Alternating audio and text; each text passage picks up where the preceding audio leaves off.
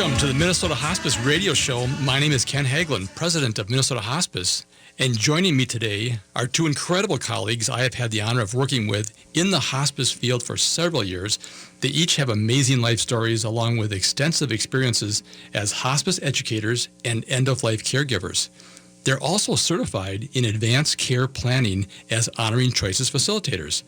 They are Reverend Debbie Meckley, chaplain and spiritual care advisor, and hospice social worker Heidi Simon, MSW and licensed generalist social worker. Thank you guys for being here today. It's always great to be here.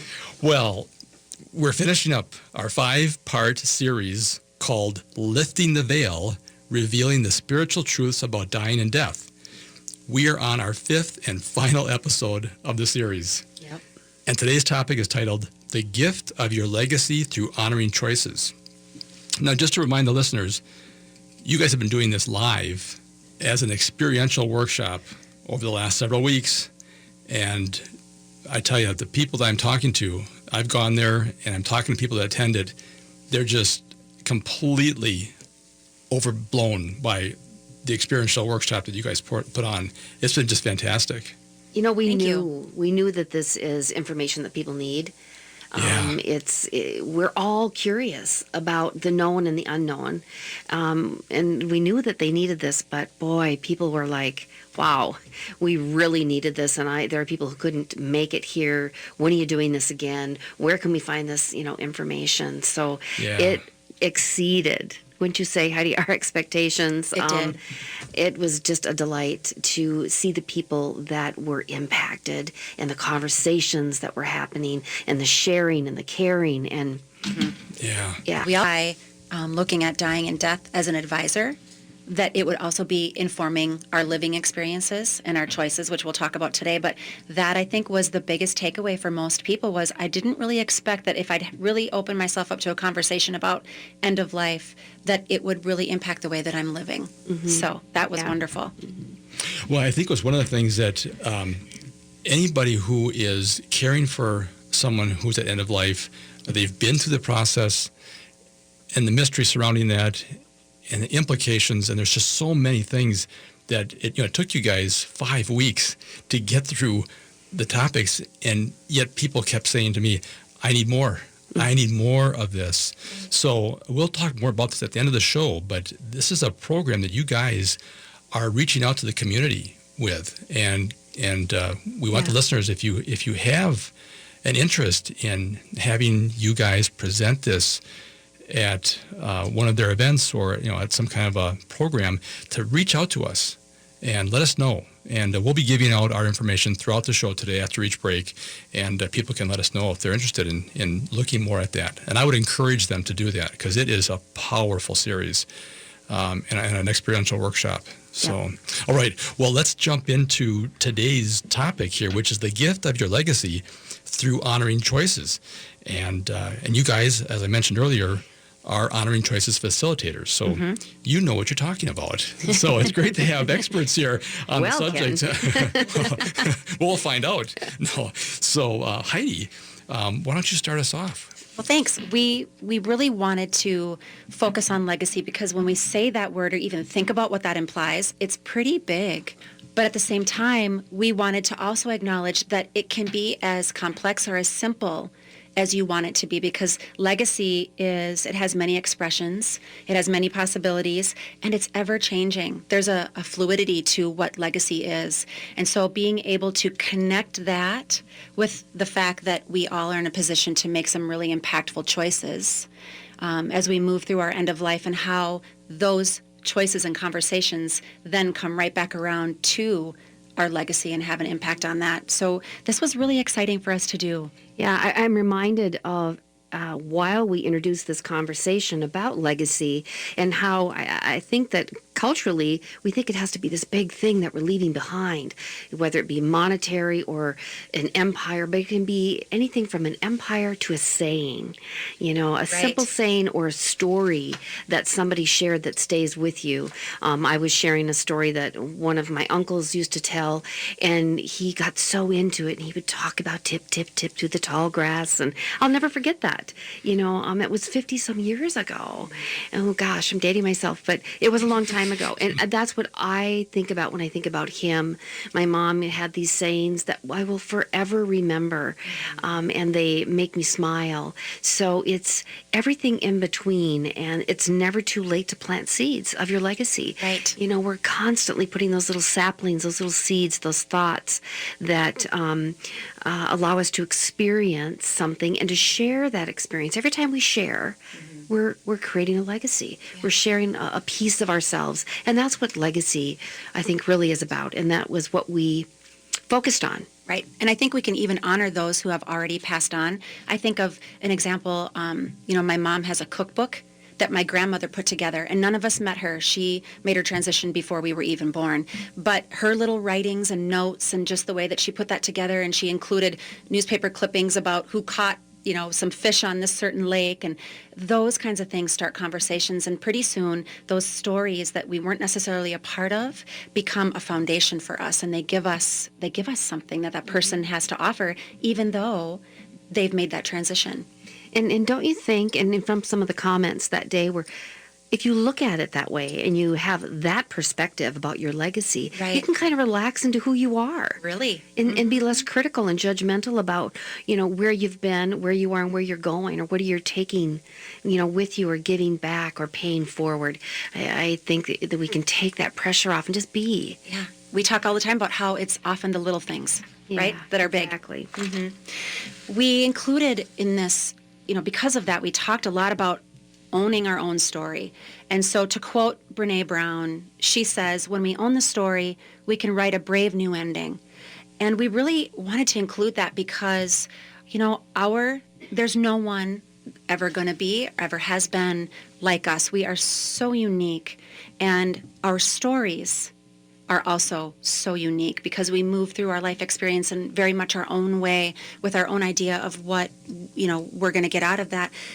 And I think oftentimes we can look at our story and it's just a focus on one chapter of that, something that we're not really settled with or doesn't make us feel good. And so we fixate on that. And so because of that, we don't want to share it.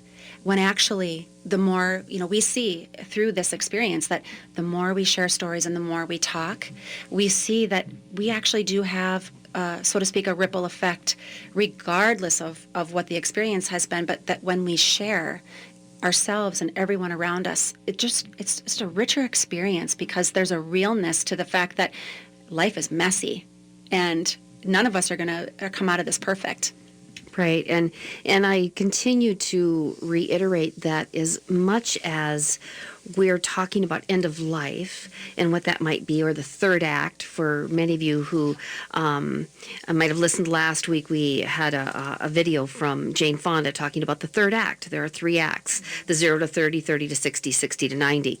And I bring that up to say that as much as it is about what we want living to look like at the end of life, it's how we're living now. That's how we create that, how we can create the ending to that story. We've talked a lot about reconciliation with self and with others, with culture, with whatever's going on in our lives.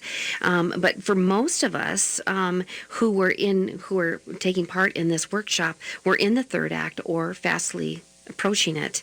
And so creating a brave new ending is much easier than we may have thought it could be. And so the importance of actually being able to do that, because that's a new beginning. We're always creating these new beginnings, and that's a way to do that, to create a new story, a new ending. Yeah, and I think about the caregivers, as we mentioned earlier, we always want to honor them and bring them into this conversation because so many times we have caregivers who are still raising their own children. However, they are that advocate and support for their parents. Exactly. And so that is, in that act itself, is a legacy because their children are watching how they're navigating this, and it's not easy. It's a lot to take on, but, just allowing ourselves to just accept the fact that we are doing a beautiful thing in whatever way that looks, because we're not comparing it to anybody else's, but it's still being observed. And it's individual. It is. And one of the funnest things that we did during our workshop is to ask our participants to tell us, we put up a slide and it said, now, remember who you are. And it talked about what will you leave behind. And they were able to just start, at first, it was like, I think people were really thoughtful about that idea of legacy. So how big or small is that? And I don't have this, big thing that I've done. But then as we started talking, we really realized the things that were coming up were memories. I think the first thing someone said is memories and time with family, music, photographs. Family dinners. Yeah. So it's really the day-to-day things that we all know. If we think about moving through an end-of-life experience with either a loved one or for us, in our daily work that we do, when we hear those conversations, usually it's about something specific to that person, whether it was a meal they cooked or a joke or a habit that they had. That's really what brings everyone that joy and laughter. Yeah. Maybe they were stubborn and didn't want to be told what to do. I hear that a lot because, we have some really strong, a generation is very strong and independent thinkers and movers. And, that comes up a lot. Well, we talked about, too, some of those monetary things and the meaning behind them that we would leave to. Yeah. Can't forget about those. Right. Let's talk more about that because I was there and it was fantastic to hear these comments. You are listening to the Minnesota Hospice radio show, and that concludes our first segment here, and this will be continuing on the gift of your legacy through honoring choices. This is Pat with PJW Automotive. How do you choose an automotive repair shop? I bet you look for quality and dependability. You want someone you can trust to do the job right the first time. It saves you money and hassle because you're not coming back over and over again. My team of top-notch automotive specialists knows vehicles inside and out, and I guarantee it's worth the drive to PJW Automotive. One exit north of 694 on 35W and online at pjwauto.com. Hi, I'm Matt McNeil, and I want to encourage you to join me weekday afternoons at 3 p.m. for The Matt McNeil Show. It's a Twin Cities-based full hour of talk where we discuss what's going on in the state and in the nation from a Minnesota perspective. We'll be joined by a lot of great guests, and we'll take your phone calls. Interact with us on the Twitter page, at Matt McNeil Show, the Facebook page, Progressive Citizen X, The Matt McNeil Show, and on email. Comment at am950radio.com. The Matt McNeil Show, weekday afternoons at 3 right here on AM 950. This is Dan Brooks, Senior Vice President and Financial Advisor with RBC Wealth Management. For the past 19 years, I've been managing wealth for individuals, institutions, and corporate retirement plan sponsors. Throughout my career, I have seen common traits in successful investors. They include the courage to be diversified, the willingness to work with a professional, the discipline to follow a plan, and patience. I welcome the opportunity to help contribute to your financial success. Call me at 612-371-2396. Hello, friends. I've been talking to you about Prairie Oaks Memorial Eco Gardens, Minnesota's first green cemetery dedicated to celebrating life and protecting our environment. One of the many wonderful things they have is something called the living urn. Ashes are buried in an urn with seedlings ultimately coming back to life as a glorious tree. Isn't that a beautiful thing? Why don't you log on to the website mngreengraves.com. Learn more about Prairie Oaks Memorial Eco Gardens. See if it might be something that's meaningful for you. Enjoy a delicious home-cooked breakfast or lunch away from the kitchen at Milda's Cafe, now open 7 days a week. Milda's Cafe has been cooking up family favorites since 1964. Grab a coffee and sit down for a delicious Philly scramble, house-made rolls, or Denver omelet. Stop in for lunch where you'll find authentic Finnish pasties every Monday, Wednesday, and Friday. Open weekdays 6 to 3, weekends 8 to 2. Milda's Cafe on Glenwood Avenue, 4 blocks east of Penn. It's a good day to be Indigenous. Native Roots Radio presents I'm Awake. Our weekly Native American talk radio show will discuss national and local Native American news and events. Local and national guests will help us keep current with Mother Earth, tribal, and Twin City issues. Native American issues are human issues. We invite all people to walk hand in hand with our struggles, victories, and achievements. Listen Saturdays at 2 p.m. I am awake. Hallelujah, you were an angel in the shape of my mom. When I fell down, you'd be there holding me up.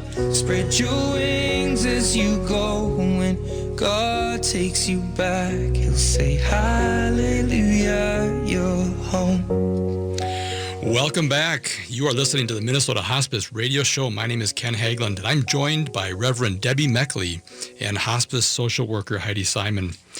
Before we jump back into today's topic, titled The Gift of Your Legacy Through Honoring Choices, which is the last episode of our 5-part series titled Lifting the Veil, Revealing the Spiritual Truths About Dying and Death, I want to remind our listeners that you can reach us by phone at 612-930-3339, by email at radio@mnhospice.com, or online at minnesotahospice.com.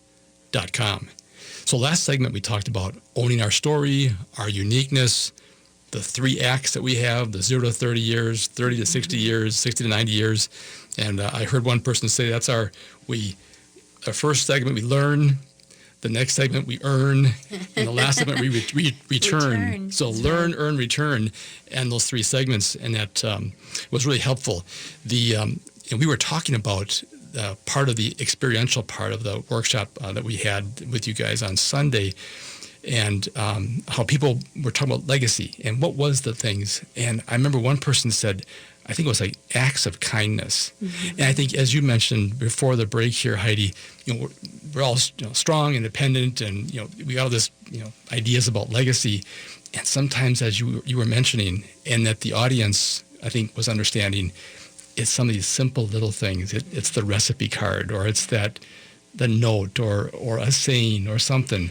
But an act of kindness was really caught me when they were brainstorming about that. So. Anyway, wonderful segment. Let's start the second segment here. Debbie, I know you wanted to kick this off. Yeah, we left off in the last segment talking about remembering who we are and what will we leave behind, anywhere from stories to simple sayings to possessions. I had a patient that was younger, 49, and it was so difficult for her family to talk about the funeral and to talk about what the flowers and the poetry and the scripture, the pallbearers, all of that. And so we met every week, and we would create a list of the things that she wanted to be able to create, so then she could have the conversation with them, not to give it to them after she passed, which is sometimes a choice. Right. But in this instance, it was also her possessions, some of the things that were so important to her, from jewelry to letters to pictures. And we created a list. I helped her with a list and who they would go to and why it was the significance of that, how impactful it had been, and why she chose that particular person to give it to. So that was a legacy and a gift that she gave of herself that they couldn't all come together and do, because it was, for them at the time, emotional, and it was hard for them to lean into that pain. And so they had chose not to lean into that pain. So we helped her do it herself. All the way down to, we've talked about, cremation and taking our ashes and having a tree planted. What kind of tree is that? And where is that tree going to be? Things like that are really important to let people know, those kind of monetary things. And, as we move forward in this segment, we're going to talk a little bit about Dr. Ira Byock's book, The 4 Things That Matter Most. Heidi and I like to call them the 5 things that matter most. We've added one to that. And, the first one in that book, and these 5 things that we're going to talk about here are our experience as well with everyone at end of life. What is coming up for them? What is triggering for them? What is most important to them? What matters the most? And that first one is, please forgive me. What is heavy on your heart? That maybe now, because as much as it is at end of life, we talk about living. How can we live better so that we can die better? Because in our experience, in our hospice work, we see that people die the way they lived. And if we can live better and lean into these spiritual aspects of our own pain while we're living and while we're healthy, right, how much better that would be for us. So please forgive me. Is that something you can talk about now? If you don't, you can certainly wait until end of life and have that conversation. But how do we move through that? What's heavy on your heart? And we've found that oftentimes words are the least purveyor of the truth. Sometimes that's writing it down. Maybe the person that you need to ask forgiveness from is no longer with us, or maybe they do not want to be in your presence. That's a possibility. Yes. You can still forgive them. You can say that out loud. You can speak those words out into the universe. You can speak it to another person, to yourself, or put it in writing and journal that. Or visualize that conversation, how you'd want it to be. How does it sound? How does it feel? What are the expressions on the face? Who's holding each other? So please forgive me is, as we have talked about, is number one on the minds. Forgiveness is number one out of all the 4 aspects of pain.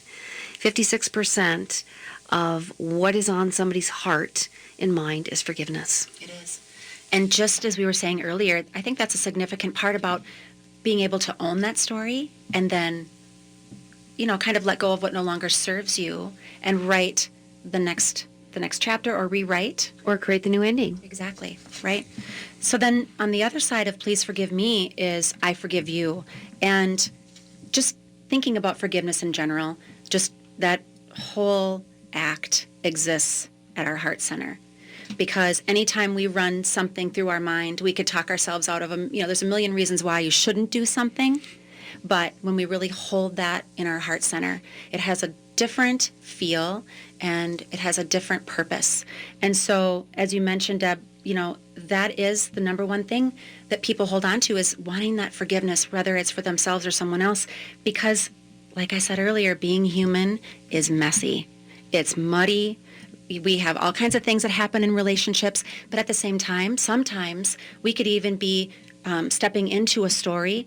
We may not even have been physically here, but there's a generational story that exists that we just take on. And so then we just kind of continue on with that, and we recreate patterns in our circles, whether they're family or friends or wherever we are. And so I think being really aware of where that exists and knowing that in some way we've all been dishonored, we've all been let down, we've all been lied to. On the other side of that, if we're really honest with ourselves and introspective, we know that we've been an accomplice in those very same behaviors. And I know we've mentioned on this show before that when we are mindful of that idea of forgiveness, that we're existing in forgiveness at every point of our day and our life with people that we've never even met, because, we do and say things that we don't necessarily have any idea that it would be offensive or harmful or hurtful to someone, but they've held that space for us anyway, and they've looked at us like the being inside of us is just so good intentioned that we wouldn't hold that feeling, I guess. And that if we deny that, we deny so many things. And like you said, it doesn't necessarily even have to be a conversation we have with the person. We're not denying or condoning something that's happened. We're just acknowledging that, how is that benefiting me to hold on to that, and how can I move forward? Love it. Good stuff. Well, the music cues us. It's already the end of the second break here. We're coming right back after a short break to continue our discussion on today's topic, the gift of your legacy through honoring choices. Once I was 7 years old, my mama told me, go make yourself some friends or you'll be lonely. Once I was 7 years old. At Pride Institute, being LGBTQ+ is the norm, not the exception. Their highly trained and skilled staff understand your issues and will help you live a happy, healthy life as a proud LGBTQ+ person. They offer you hope to overcome your addiction and live the life you want. Their treatment programs are designed to assist you in developing the knowledge, skills, and attitudes for long-term recovery. Therapy groups include health education, LGBTQ issues, HIV and chronic illness, trauma, grief and loss, transgender support, nicotine recovery, education, and sexual health. Pride Institute offers a residential treatment program, a partial hospitalization program that includes day programming with lodging, and an intensive outpatient program. If you or someone in your life can benefit from guidance and coping skills, life balance, and other tools necessary for long-term recovery, check them out at pride-institute.com or call 800-547-7433 now. At the Home Depot, summer heat means it's time to add Vigoro colored mulch to your list and your cart. Right now, get 5 bags for just $10. Underneath it all, Vigoro lays down a layer of protection that helps retain soil moisture. In shades of red, brown, or black, you can't control the heat. You can control the results. Vigoro Colored Mulch. 5 bags, $10. Only at the Home Depot. More saving, more doing. Color selection may vary by store. Limit 60 bags per customer. Did you know that Habitation Furnishing and Design has the area's largest selection of Noir and CFC furniture? Are you familiar with them?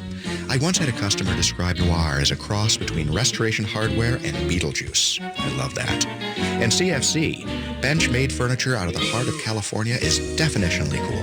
In any event, check out the lines at noirfurniturela.com and then swing into the store and check them out in person. Habitation Furnishing and Design, 1 mile east of Highway 100 on Excelsior Boulevard. With spring, it's car wash season. Thank goodness for the Luther Advantage program from Rudy Luther Toyota. Not only do I save 10 cents off per gallon of gas at holiday station stores, but I also get big discounts on car washes. And with free 2 years of maintenance with every new Toyota purchased, I can get my oil change and spring service done with the best service and maintenance department at Rudy Luther Toyota. Clear your spring checklist with great service from Rudy Luther Toyota, the southeast corner of 394 and 169. With your AM 950 weather, this is Eric Nelson. Today will be sunny and hot with a high near 95. Tonight, clear with a low around 67. Sunday, sunny and hot with a high near 97. And Sunday night, a low around 70. Memorial Day will be clear with a high of 94 and a low around 70. The Bad Waitress at 700 Central in Northeast Minneapolis is a bit more grown up than its sister on Nicollet. Offering free parking in the back, this finer diner vibe has a full bar serving craft cocktails and a brand new inventive dinner menu including the Chicken Did Waffle. Check out the full menu at thebadwaitress.com. Children come and visit once or twice a month. Soon I'll be 60 years old. Will I think the world is cold, or will I have a lot of children who can bore me? Soon I'll be 60 years old.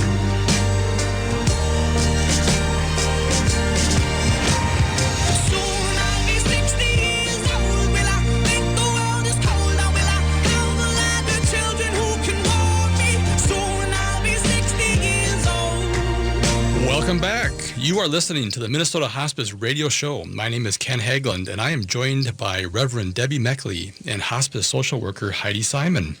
Last segment, we began talking about Dr. Ira Bayak's book, The 4 Things That Matter Most, and we added a 5th special bonus thing on top of that, and we got to the first 2. The first one, Please Forgive Me, and the second one was I Forgive You. And Debbie, why don't you take us into the third thing?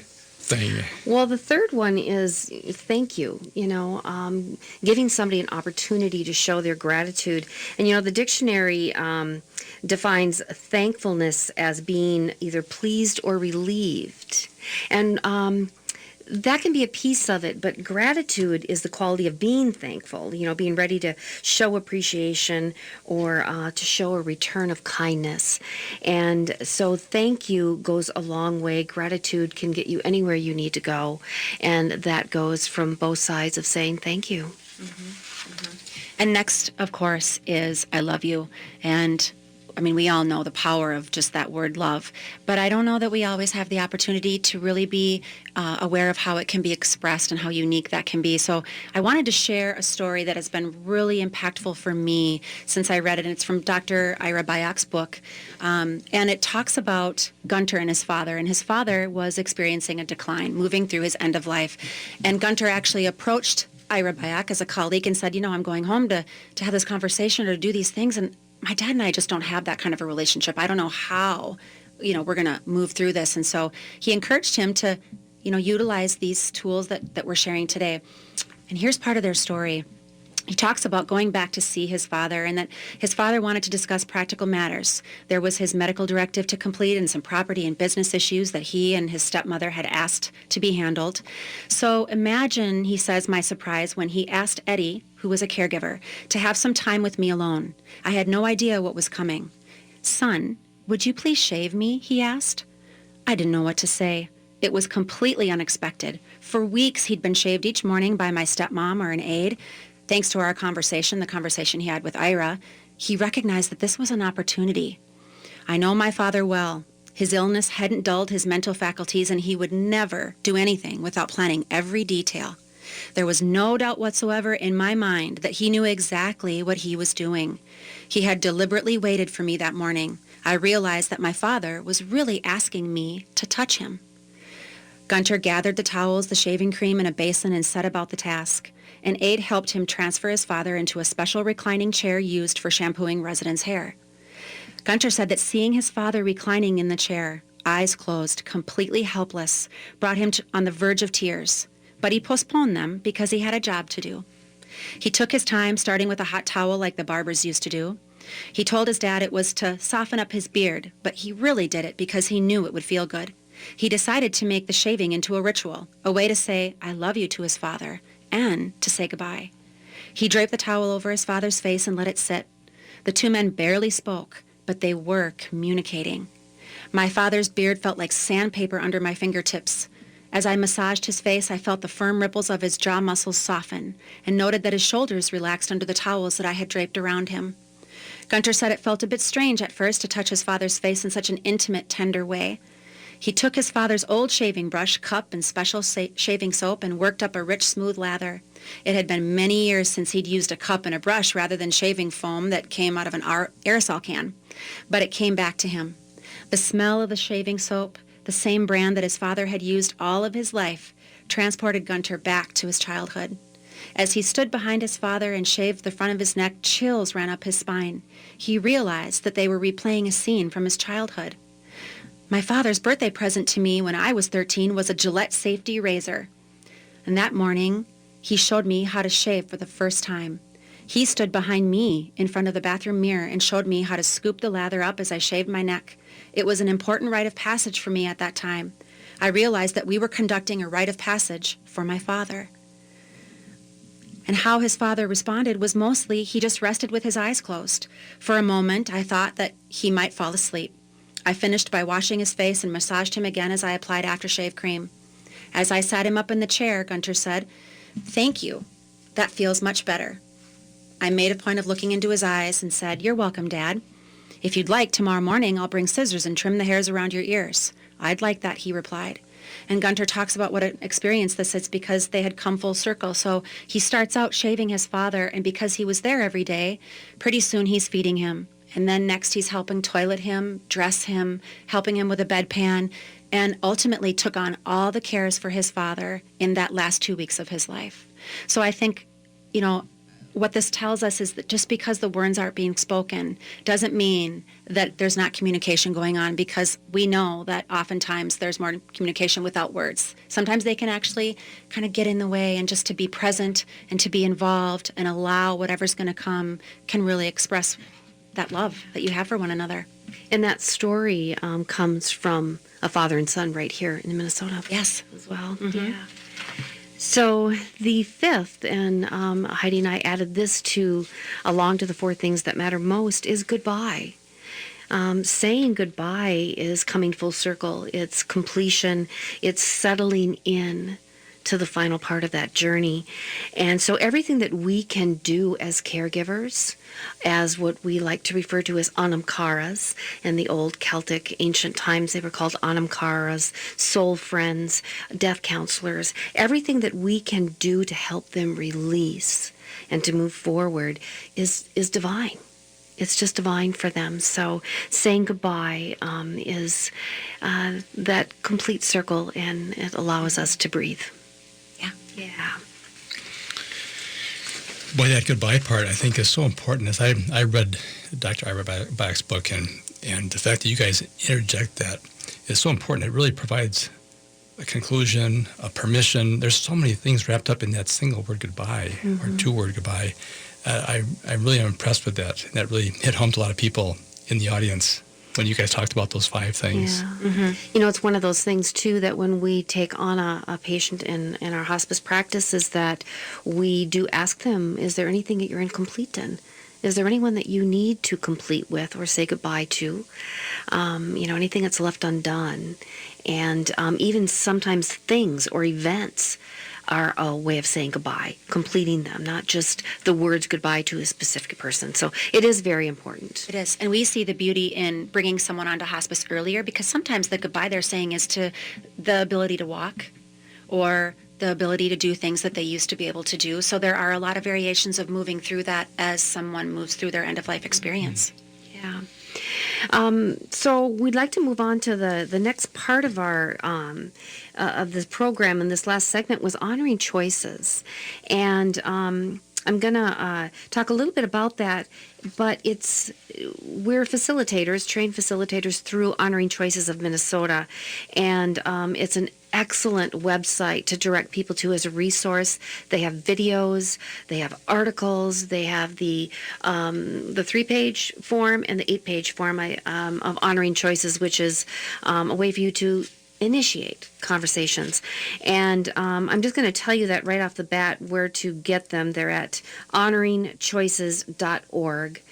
So that I don't forget that at the end of this segment. But, Honoring Choices is about advanced care planning, and that's a process to help you think about, talk about, write down your choices for your future healthcare and decisions, and also contemplating who that person would be that you would have as your healthcare agent to help you to instigate those conversations and your care when you can no longer speak for yourself. And that it is an important conversation to have, to begin to open up that dialogue, because if you don't tell anybody, they don't know, right? And you might have someone in mind that you would naturally go to as your spokesperson. But having that conversation ahead of time gives the opportunity for them to be able to honestly say whether or not they want to take that on. Because many times you might think of a close loved one and they may not want that role. They may just know that they're going to need to move through their own grief experience and their own experience of assisting you in another way. And so to be able to identify, okay, well, who's another option for me then to be making some of these difficult choices? Yeah, that's so true. Because we sometimes think that asking somebody is an honor.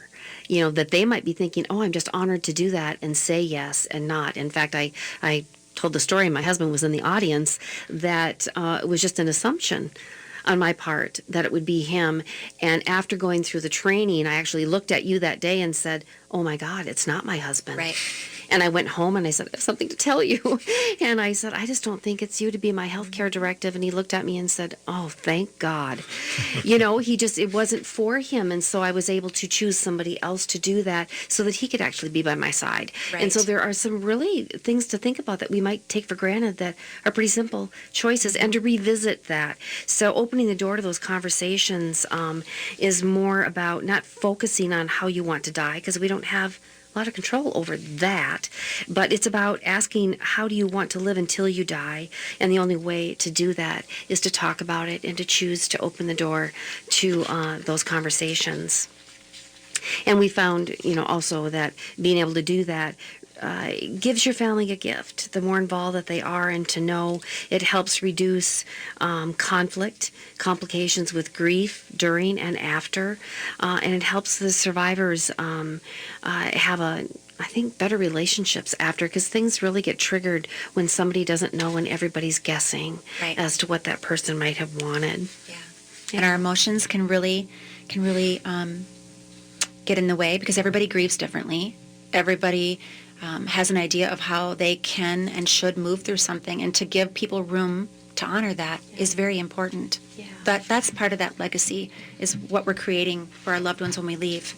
Yeah, and so we had a estate planner, an attorney that was there that day, was able to answer some of those questions. A lot of great questions came up, things that I learned things that day that I didn't expect to learn. So there is more than meets the eye to this topic. So we really do encourage you to go to Honoring Choices of Minnesota's website and look at the resources that they have there.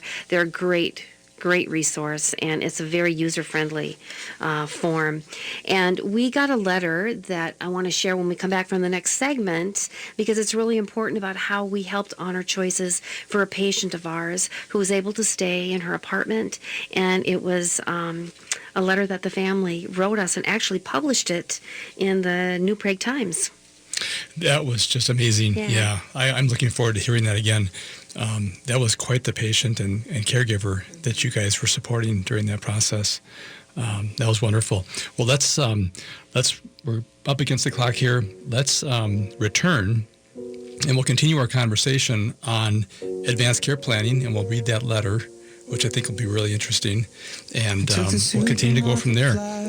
We are going to finish our third segment here, and we'll be right back after a short break with today's topic, the gift of your legacy through honoring choices. Packed up the photo album Matthew had made, memories of a life that's been loved. Are you trying to live stream on Facebook, on YouTube? Tired of no one watching your videos? Well, whether you're a beginner or a veteran, you can have better results. Hi, it's Mike McEntee with The Uptake. We're famous for our live streaming of thousands of events that are watched by millions. I want to help you live stream video like a pro for your cause, your group, or your company. I'm teaching a class on June 9th where you'll learn how to use your phone or professional camera to deliver the best live experience for your audience. I'll teach you how to attract an audience and how to keep reaching that audience when you're no longer live. Find out what platform works best for what you're trying to do. Sign up now at theuptake.org/classes. Space is limited. Go to theuptake.org/classes to sign up for this June 9th class. There's a $70 charge, but there's a discount for students and low-income people.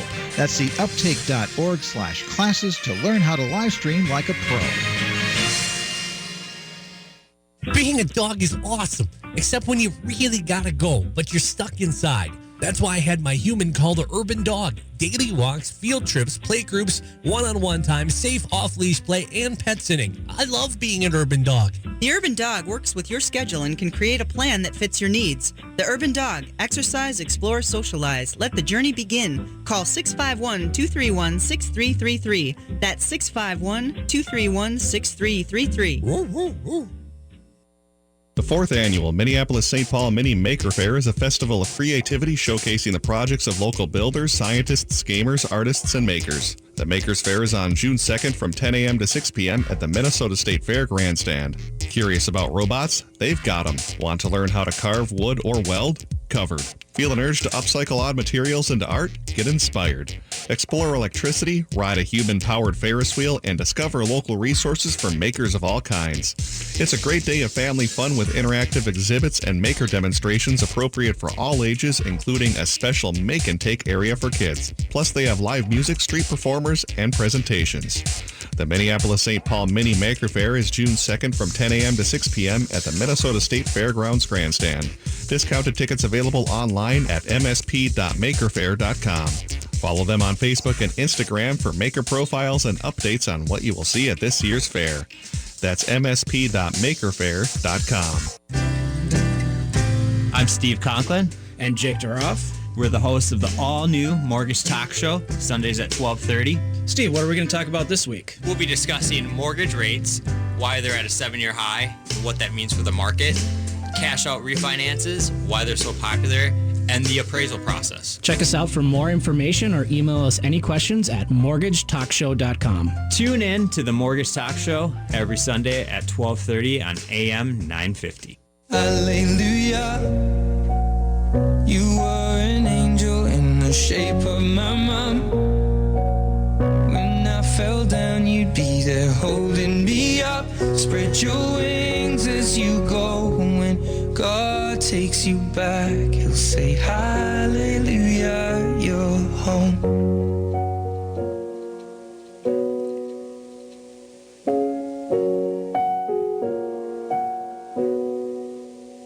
Fluff the pillows. Welcome back. You are listening to the Minnesota Hospice Radio Show. My name is Ken Haglund, and I'm joined today by Reverend Debbie Meckley and hospice social worker Heidi Simon.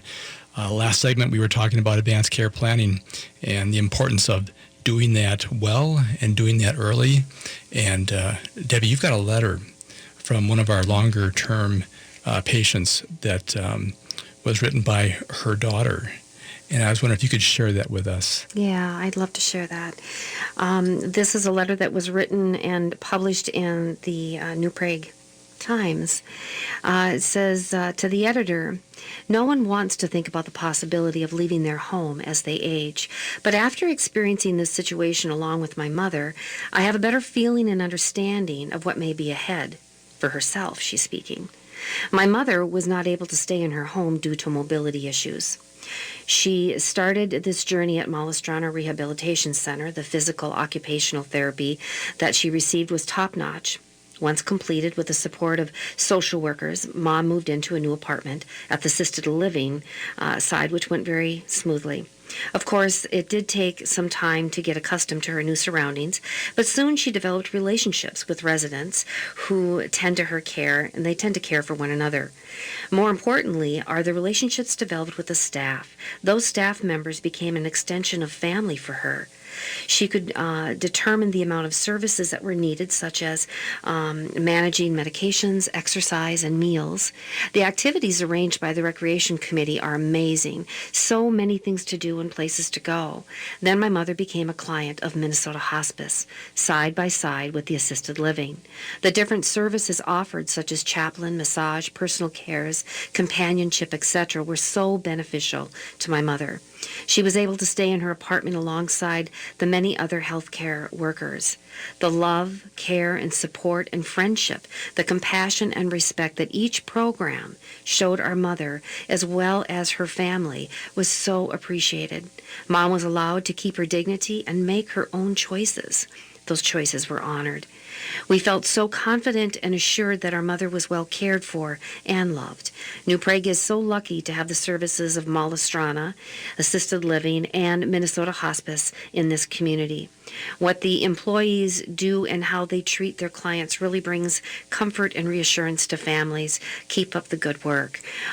So one thing that I want to point out about this too is that this patient came on sooner than later. She was able to have all the benefits of end-of-life care and the benefits of hospice early, and all of those services inside of what we offer. She was able to experience that and find comfort in her palliative care through her hospice experience. So just wanted to share that's a perfect example of honoring someone's choices and following that. She made sure that her family knew what it was that she wanted, and they followed it to the T. We worked very closely with her children for months, and we watched them honor everything that she wanted to become. And that took the pressure off them to have to figure out what it was. It sure so did. They could really be in the moment and enjoy their time with her. Mm-hmm. I mean, there were 6 children, so that could have been some chaos and some, discontent, but it wasn't like that. It was very good.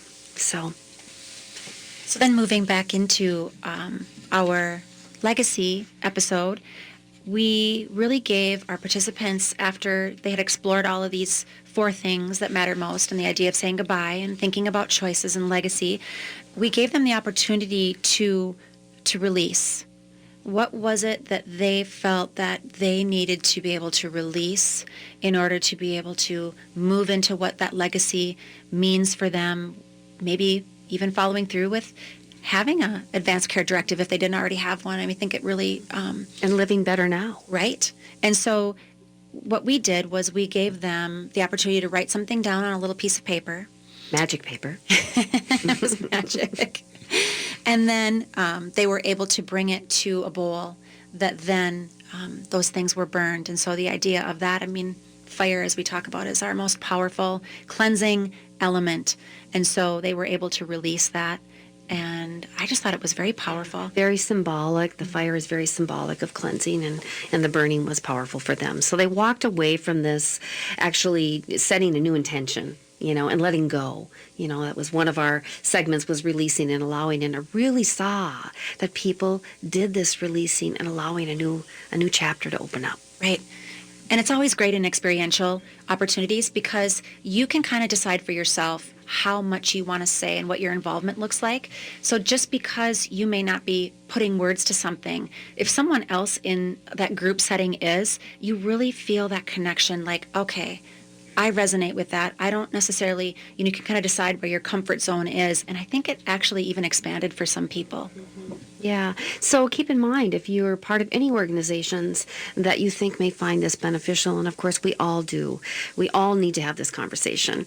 And the truth is, we kind of talked about them being courageous, but there wasn't anything too courageous about it. Would you agree, Ken, about opening up? Everyone was just very open. Yes. And felt light And it's a subject that we have been taught is heavy, but we did not present it that way. It was very light. It was, we had people laughing, people really thinking about, wow, I want to live better because I really do want to die better. Well, I think it was very contemplative, introspective. I mean, the music you guys had, the background, the slideshow. I mean, that's the one thing our listening audience here is missing Can't out of. see. Sure. Is that amazing slideshow you guys put together. It just, the images and the imagery was just amazing. And I think I was a part of that process about putting down on a piece of paper some of the things you want to leave behind and move forward with. Boy, and I noticed people were really writing down a lot. It wasn't just a word or two. I mean, they were writing down. I thought, boy, is that ever a catharsis to just get that out? And you guys create an environment that allows for that. So again, I was just blown away by what occurred on last presentation. Well, doggone it. Here we are. We're up against the clock again. We got so much more that we could talk about. But I want to say that as a part of concluding this show today, I want to thank you guys so much. You put a lot of time into this series. You've been doing parallel radio show and live experiential presentations, but thank you guys so much for that. Reverend Debbie Meckley, chaplain, spiritual care advisor, and hospice social worker Heidi Simon, thanks for being here to share your expertise and insights with us on today's topic titled The Gift of Your Legacy Through Honoring Choices, which is the 5th and final episode of the 5-part series called Lifting the Veil, Revealing the Spiritual Truths About Dying and Death. We hope you enjoyed today's show. Please contact us with any questions or comments you may have regarding today's conversation, or let us know of topics you would like for us to discuss on future shows. You can reach us by phone at 612-930-3339, by email at radio@mnhospice.com, or visit us online at minnesotahospice.com.